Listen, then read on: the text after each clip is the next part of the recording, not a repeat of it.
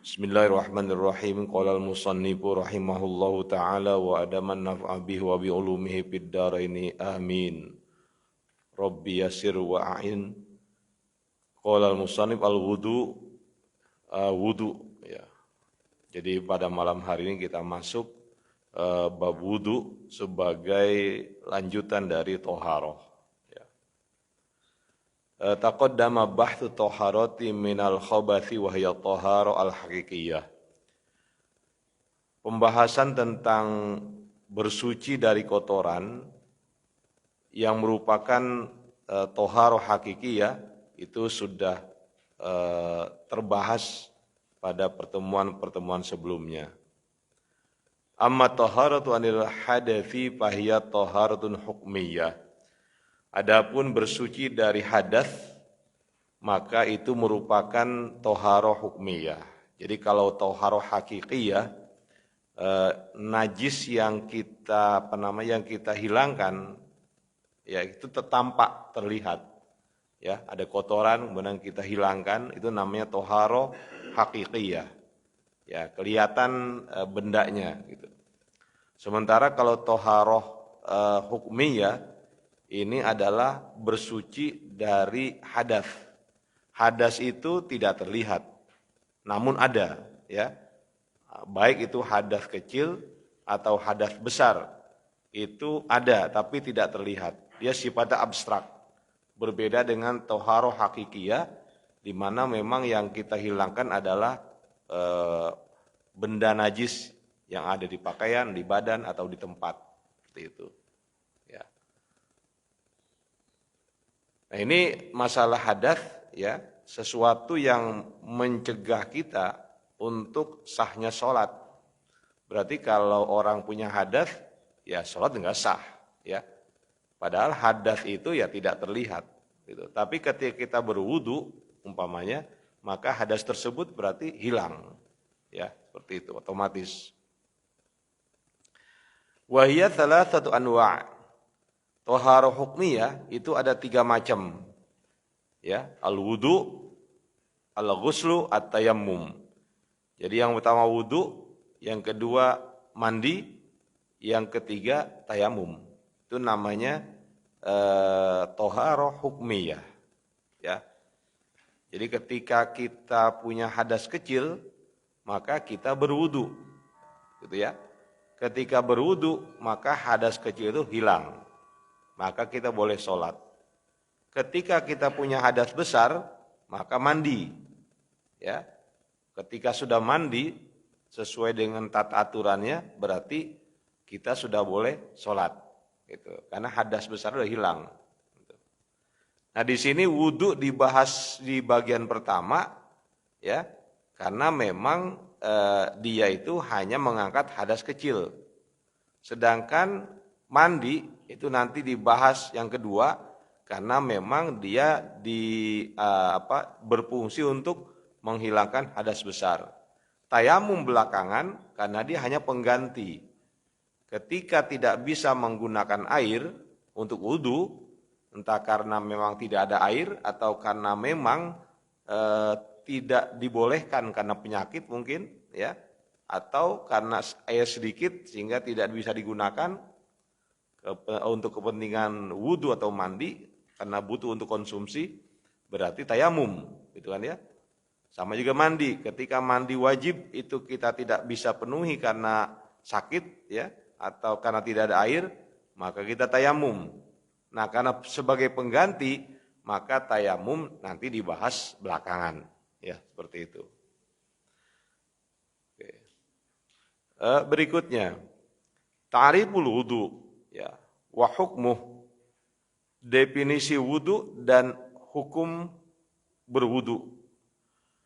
Al-wudu fil lughati wasmun lil fi'li ay isti'malul mai fi a'dha'in mahsusatin. Wudu itu dalam pengertian bahasa adalah satu perbuatan penggunaan air untuk beberapa anggota badan yang tertentu. Ya, itu secara umum, ya, pengertian bahasa. Nah, ini terambil kata wudu dari wado'a ya, wal hasan wan nazafah. Jadi wudu itu maknanya ya bersih, ya. Jadi ketika dikatakan wadu ar-rajul ay sara wadi'an, jadi ketika orang mengatakan wadu ar-rajul, laki-laki tersebut bersih, ya. Jadi wudu itu makna sebenarnya bersih, ya, an-nazafah gitu. Kalau dibaca dengan patah wawunya wadu, ya. Kalau wudu itu perbuatannya. Kalau wadu adalah alma alladzi yatawaddau bih, yaitu air yang digunakan untuk berwudu. Itu namanya wadu. Nah, ini istilah bahasa, ya. Jadi kalau wudu itu fi'lun perbuatannya, tapi kalau wadu adalah air yang digunakan untuk berwudu. Ya. Sedangkan menurut syar'i, wudu adalah nazafatun mahsusah, ya. Kebersihan yang khusus, atau af'alun mahsusatun mubtatahatun biniyatin, atau mubtatahun biniyati, yaitu perbuatan-perbuatan yang khusus yang diawali dengan niat, ya. Apa perbuatan khusus tadi? Wasul wajhi, membasuh wajah, wal yadaini, membasuh dua tangan, war rijlaini, membasuh dua kaki, wa masur ra'si, menyapu sebagian kepala. Ya, itulah anggota yang memang wajib untuk dibasuh di saat berwudu. Ya, hanya 4. Jadi muka, kedua tangan, kedua kaki, dan sebagian kepala. Hanya 4 saja. Ya, yang lain sunnah. Ya, kita bisa lakukan, bisa kita kerjakan, boleh kita tinggal. Ya, umpamanya cuci tangan awal tuh, itu sunnah. Berkumur itu sunnah. Memasukkan air ke dalam hidung itu sunnah. Membasuh dua telinga itu sunnah. Ya. Nah, selain itu wajib. Jadi kalau ada orang wudu karena buru-buru gitu, ya, artinya mungkin dia khawatir tertinggal, dia wudu cuma wajah, kedua tangan, sebagian kepala, kaki, selesai. Gitu. Ya, itu karena yang lain sunnah. Kemudian terkait dengan hukumnya, ya, hukum wudu, ini hukum yang asli dalam wudu adalah fardu, ya. Kenapa dia fardu? Li'annahu syartun li sihhatis shalah. Karena sesungguhnya wudu itu menjadi syarat untuk sahnya salat. Ya. Jadi kata Nabi, la sholata, ya, liman la wudu'alah. Tidak sah salat seseorang kalau dia enggak berwudu. Ya. Nah, di sini menjadi wudu menjadi syarat sahnya salat. Ya. Kecuali dalam kondisi tertentu yang sifatnya darurat, maka salat tanpa wudu dibolehkan. Ya, dalam kondisi tertentu.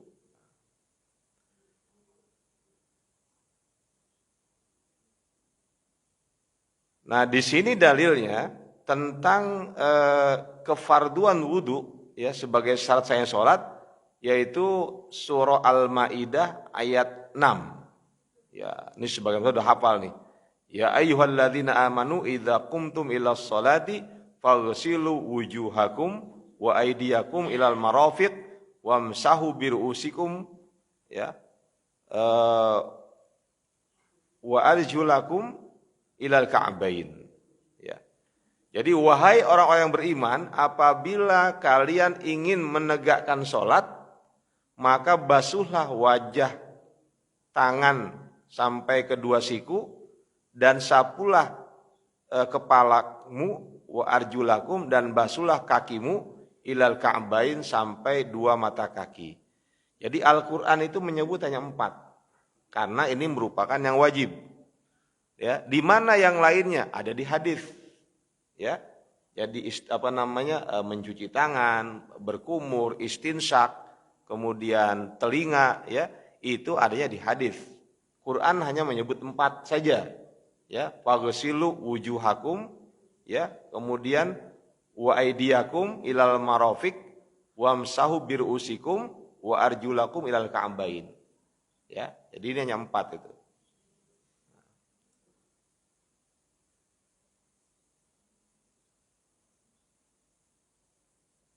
Nah, wudu ini ya, wudu ini disyariatkan di kota Mekah. Sedangkan ayat tentang wudu itu turun di Madinah. Ya.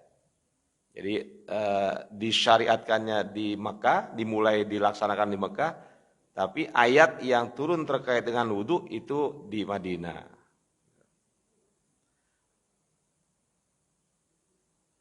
Baik, selanjutnya. Menurut kalangan Hanafiyah, ya, menurut kalangan Hanafiyah, wudu itu hukumnya ada 5 macam. Ya, ini menurut kalangan Hanafiyah. Jadi ulama Hanafiyah mereka menempatkan wudu ke dalam 5 hukum. Ya, mungkin kita nggak masuk di sini, tapi ada juga yang sama dengan kita. Ya. Al-awwalu fardun. Kata kalangan Hanafiyah, yang pertama hukum wudu adalah fardu. Alal muhdithi idza arada al-qiyama lis-salati fardhan kanat aw naflan kamilatan aw ghaira kamilatin.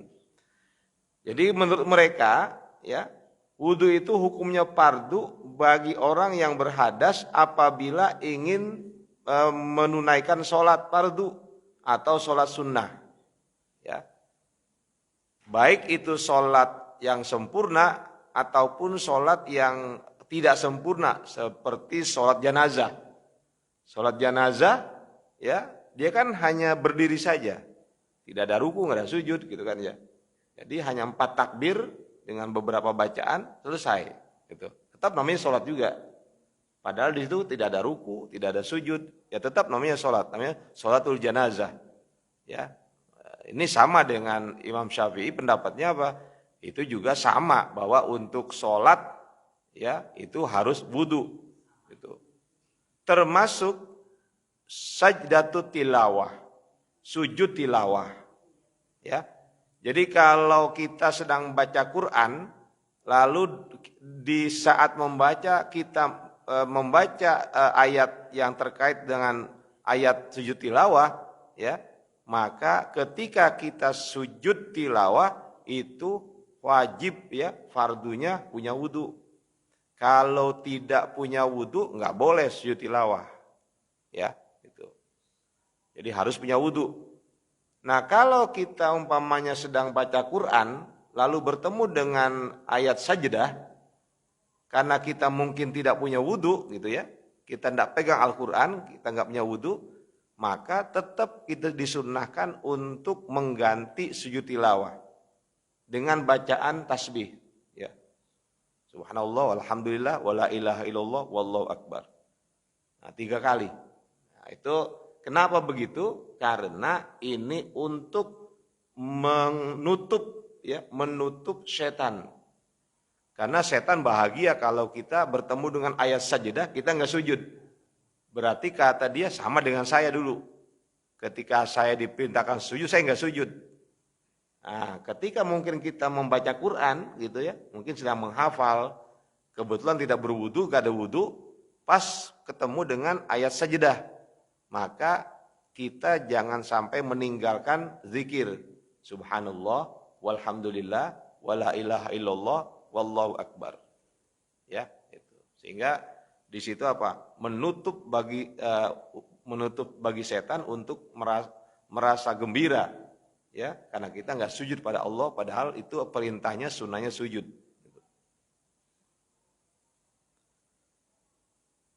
Kemudian yang kedua, li ajli lamsil Qur'ani.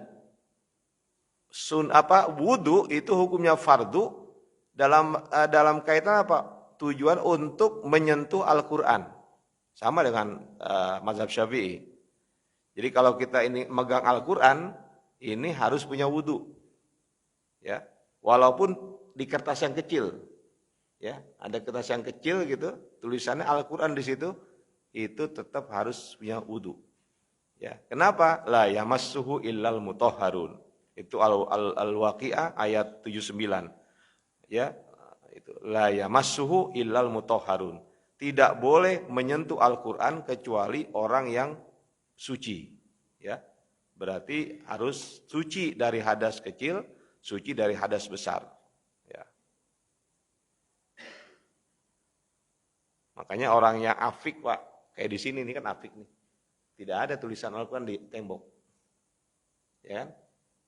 Jadi masjid yang apa namanya, yang dia itu menjaga betul, tidak ada tulisan Al-Quran di sini, di sekeliling dinding. Kenapa? Karena kalau ada ayat Al-Quran, ya, lalu kita tidak punya wudhu, kita ada sandaran di situ, itu termasuk nggak boleh, ya, karena itu masuk dalam satu tempat itu, ya.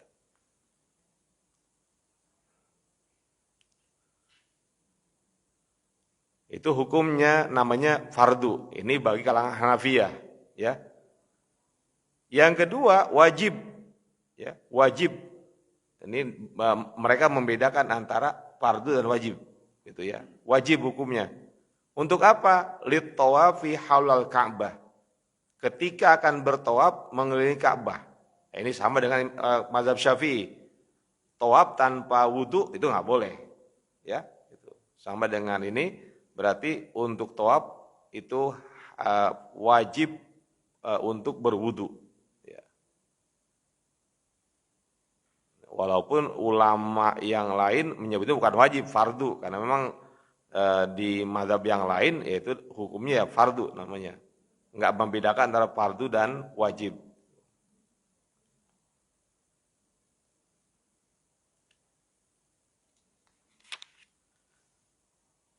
Berikutnya yang ketiga, dalam mazhab mereka hukum mandub sunnah, ya. Ini sunnah.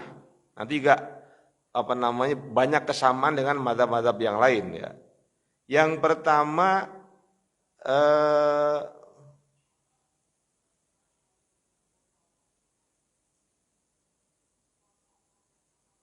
disunnahkan, ya, untuk memperbarui wudu, ya. Untuk memperbarui wudu di saat kita akan menunaikan sholat.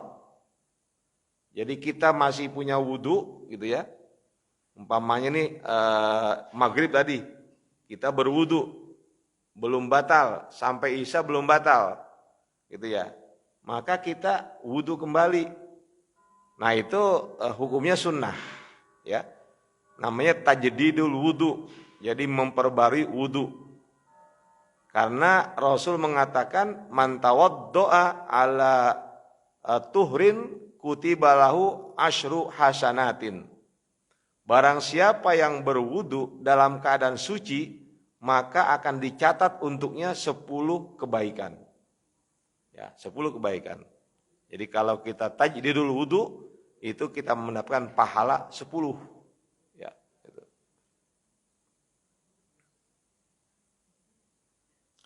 Kemudian yang kedua, sunnah berwudu masul kutubis syar'iyyati, menyentuh kitab-kitab agama, kitab tafsir, kitab hadis, kitab akidah, kitab fikih, ya. Ini sunnah untuk berwudu. Gitu. Bagaimana tafsir? Tafsir dilihat dulu. Kalau tafsir Quran di dalamnya lebih banyak tafsiran daripada ayatnya, itu boleh. Ya, artinya boleh kita memegang Al-Quran tersebut, kitab tafsirnya. Tapi kalau tafsirnya hanya sedikit, ya, lebih banyak pada ayatnya, maka memegang Al-Quran tanpa wudu itu nggak boleh. Ya, gitu. Kalau tafsir Ibnu Katsir, itu banyakkan tafsirnya daripada ayatnya. Ya, tafsir Qurtubi sama, ya, tafsir At-Tabari sama. Nah, kecuali mungkin tafsir Jalalain, ini ada yang mengatakan ini lebih banyak ayat daripada tafsirnya. Maka dia mengatakan kalau tafsir Jalalain itu kalau kita mau pegang itu harus punya wudu, ya, gitu. Harus punya wudu. Kemudian yang berikutnya, lin naumi, ya, untuk atau ketika akan mau tidur. Ketika mau tidur itu sunnah wudu. ya. Ketika bangun juga sunnah wudu. Nah, ini juga sama dengan mazhab yang lain, ya. Jadi ketika kita mau tidur kan, ya wudu dulu. Ya. Kenapa kita mesti wudu sebelum tidur? Karena ini akan melindungi kita dari berbagai hal yang membahayakan. Ya, nah, sunnahnya wudu. Dan malaikat itu memberikan rahmatnya tuh, ya, bagi orang yang sebelum tidur dia wudu dulu. Ini kadang-kadang males gitu kan ya, tidur langsung saja gitu tanpa berwudu. Padahal ini memang disunnahkan. Kemudian yang berikutnya, qabla ghuslil janabati, sebelum mandi janabah. Jadi sebelum kita mandi janabah itu sunnahnya wudu dulu. Niatnya apa? Sama, nawaitu raf'al hadasil asghar, sama itu. Niat mengangkat hadas kecil. Nah itu sama ketika wudu. Nah setelah wudu baru mandi, ya itu sunnah. Ya. Walil junubi indal akli wasyurbi, ya, wan naumi wa muawadatil wata'i. Ya. Juga disunnahkan bagi orang yang junub kalau dia mau makan, minum atau mau tidur lagi, wudu dulu. Maaf umpamanya nih pasangan suami istri gitu. Setelah berhubungan badan, ya dalam keadaan junub, lapar umpamanya, pengen makan, wudu dulu, sunnah, ya. Atau mau minum, wudu dulu. Atau mau tidur lagi, ya, karena masih malam gitu umpamanya, mau tidur lagi, itu sunnah wudu dulu, ya. Atau wa mu'awwalatul wat'i, mau main game yang kedua, itu sunnahnya wudu dulu, ya. Kan bagi yang masih muda bisa aja itu kan, bagi yang umur masih muda itu mungkin ingin mengulang lagi gitu ya. Nah itu disunnahkan wudu dulu. Karena memang ini disunnahkan oleh Rasulullah SAW berdasarkan hadis dari Siti Aisyah. Ya.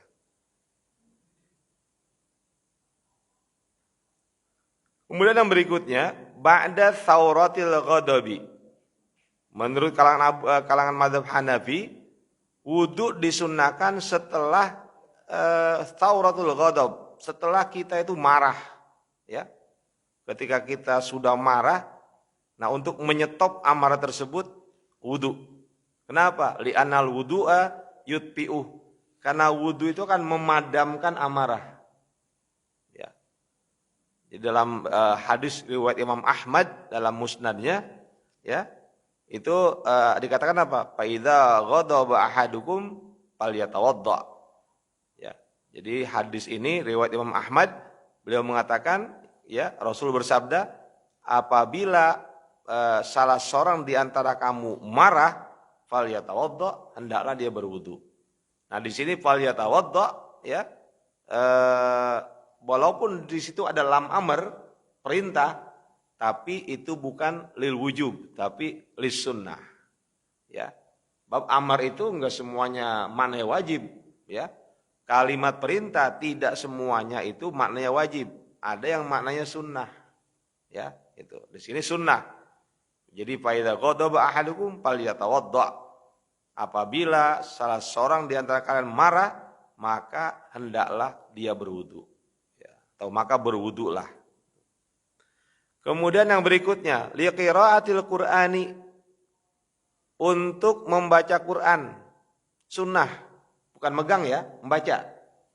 Kalau megang udah jelas, ya, harus punya wudu, wajib, gitu. Tapi kalau membaca boleh nggak pakai wudu. Umpamanya kita punya hadas kecil, ya, punya hadas kecil belum wudu, kemudian kita mau baca Quran, ya baca saja Quran, asalkan jangan menyentuh, ya, jangan menyentuh Al-Qur'annya. Itu sunnah, ya. Atau kita dalam menghafal nih, hafal juz 29 umpamanya, ya, karena kita ingin murojaah, mengulang, tapi belum wudu, ya udah baca aja, ya nggak apa-apa, tapi sunnahnya wudu dulu. Ya, walaupun hanya membaca, tidak memegang Al-Qur'an, tidak menyentuh Al-Qur'an, ya. Wa dirasatul hadithi wa riwayati. Ya, juga disunnahkan berwudu untuk kajian hadis dan meriwayatkannya, ya.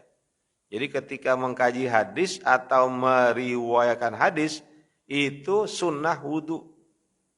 Nah, ini apiknya Imam Malik, ya. Imam Malik itu kalau dia ingin meriwayatkan hadis, dia wudu dulu. Satu hadis, ya, dia wudu dulu untuk mengambil riwayat. Gitu. Walaupun yang hebat Imam Bukhari. Imam Bukhari ketika ingin menentukan apakah ini hadis sahih atau bukan, dia wudu, sholat 2 rakaat. Ya, sholat 2 rakaat, kemudian baru dia mengambil satu atas petunjuk Allah, ini hadisnya sahih. Ya, yang sahih gitu. Jadi setiap meneliti satu hadis 2 rakaat. Satu hadis 2 rakaat. Ya. Kalau Imam Malik kan cuma wudu doang dia. Dia wudu untuk periwayatan hadis, tapi kalau Imam Bukhari setiap kali satu hadis 2 rakaat sholat sunnah. Ya, afiknya beliau begitu. Sangat afik, ya. Makanya kan para ulama mengatakan kitab yang menjadi pegangan setelah Al-Qur'an Sahih Bukhari. Ya, Sahih Bukhari dan Sahih Muslim. Ada yang nanya begini, loh kenapa itu kok Imam Syafi'i nggak pakai hadis Imam Bukhari? Wah, nggak tahu sejarah yang lo begitu. Kenapa? Beda zamannya, ya. Lebih dulu Imam Syafi'i baru Imam Bukhari. Jauh itu. Ya, ini ada yang apa? Ada yang saking semangatnya, oh itu Imam Syafi'i gimana itu? Nggak pakai hadis sahihnya Bukhari. Lah, orang masanya beda. Lebih dulu Imam Syafi'i daripada Imam Bukhari. Jauh itu perbedaannya. Jadi al-a'immatul arba'ah, imam yang 4 itu lebih dulu daripada Bukhari, Muslim. Ya, lebih dulu imam yang 4. Jadi jangan nanya kenapa Imam Syafi'i nggak pakai hadis Imam Bukhari, kenapa nggak Muslim? Lah, orang beda jauh masanya, ya mana bisa beda generasi. Gitu. Ya. Jadi lucu itu. Ya, saya kadang-kadang ya Allah, ini orang paham apa enggak sih? Gitu ya. Gitu, tentang sejarah. Wa mutala'atu kutubil ilmi syar'i, dan menurut kalangan Hanafiyah itu untuk menelaah, mengkaji kitab-kitab ilmu agama itu disunahkan wudu dulu.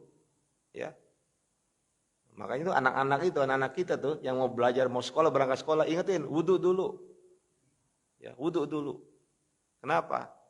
Itu wudu itu penting ketika kita mengkaji ilmu. Dengan berwudu itu akan beda, ya, bila tanpa wudu. Kenapa? Sebab ilmu itu adalah cahaya Allah. Ya, cahaya itu akan bisa apa? Menembus kalau sesuatu itu suci, bersih. Ya, bersih itu akan lebih mantap, ya. Gitu.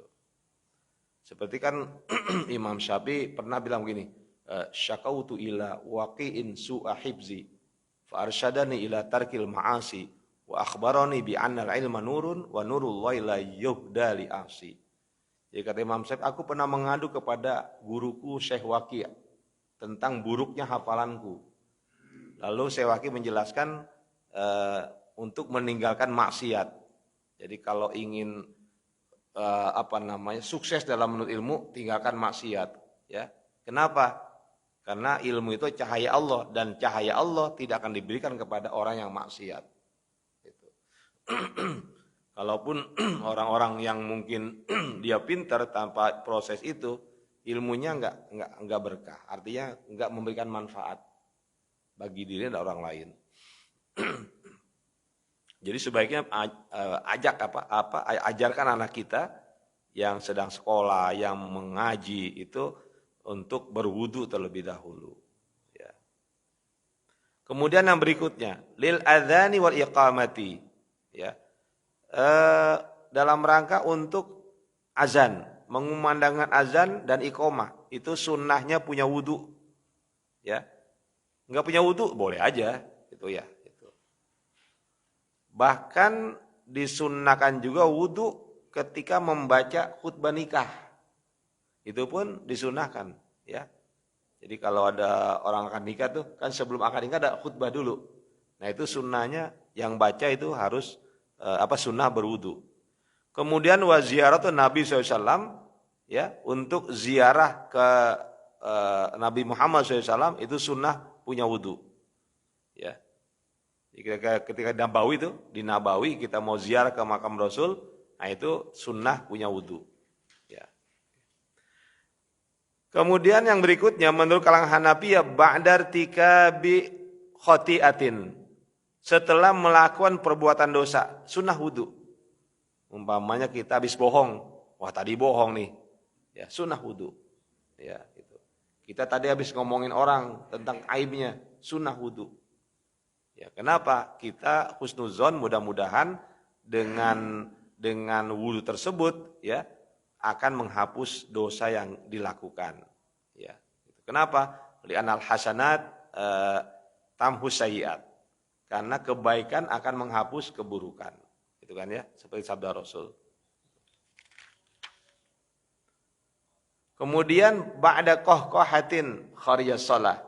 Ya, setelah tertawa terbahak-bahak, ini menurut kalangan Hanafiyah, setelah tertawa terbahak-bahak sunnah wudu.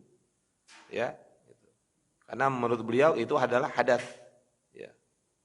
Hadas apa? Hadas surah, hadas bentuk.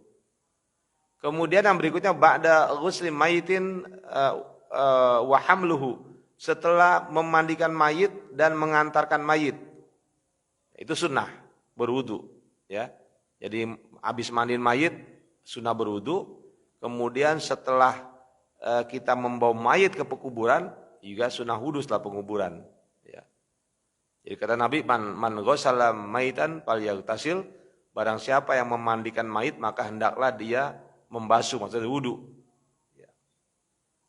Wa man hamalau falyatawadda, barang siapa yang mengantarkan mayit ke kubur maka hendaklah dia berwudu. Oke. Kemudian yang berikutnya menurut kalangan Hanafiyah lil khuruji min khilafil ulama, dalam rangka untuk keluar dari perbedaan pendapat para ulama. Ada yang bilang menyentuh perempuan batal. Ada yang bilang menyentuh perempuan enggak batal. Ya. Maka untuk ihtiyatnya kalau kita menyentuh perempuan wudu. Ya. Sunnah apa? Wudu.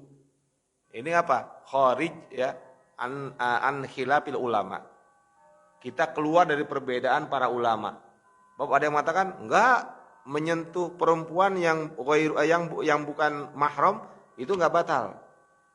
Tapi imam yang lain menyentuh perempuan yang bukan mahram batal. Gimana nih? Ya udah wudu aja. Ketika menyentuh perempuan yang bukan mahram, wudu. Itu lebih menyelamatkan, ya, daripada tidak wudu. Yang keempat, hukumnya makruh.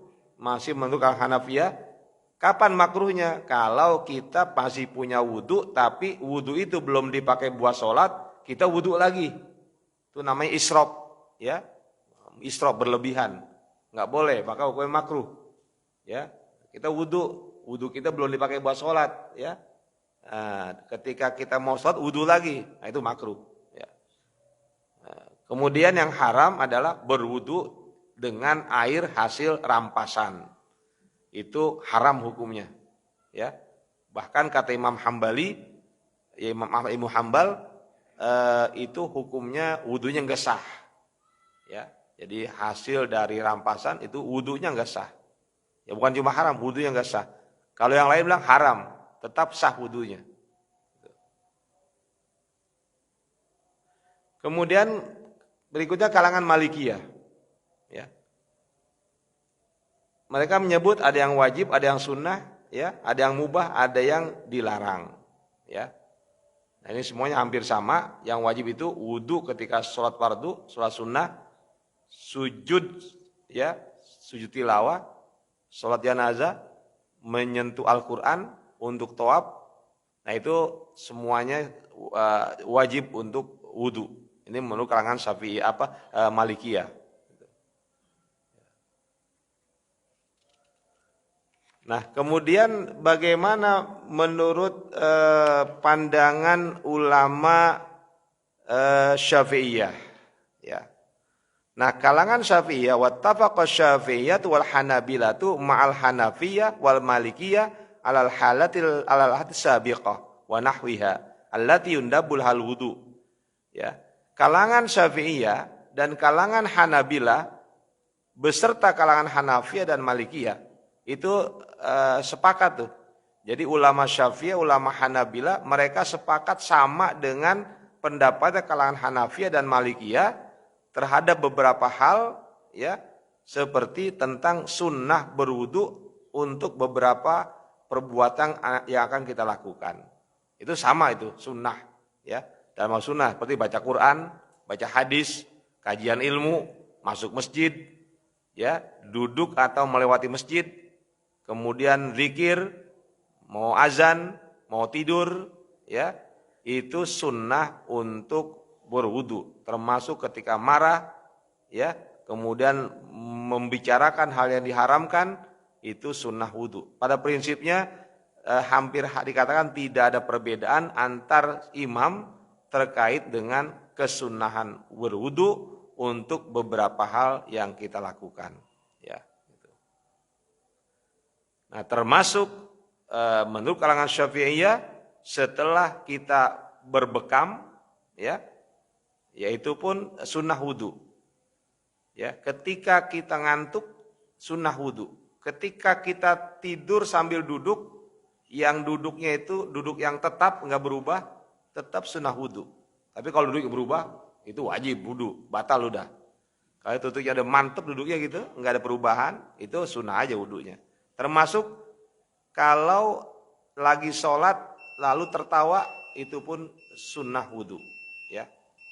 Kemudian ketika makan sesuatu yang dimasak dengan api, sunnah wudu. Ya. Ini hal-hal yang tidak ada perbedaan, termasuk ketika mau ziarah kubur, ya, kubur orang tua kita, kubur para aulia, itu pun sunnah wudu. Ya.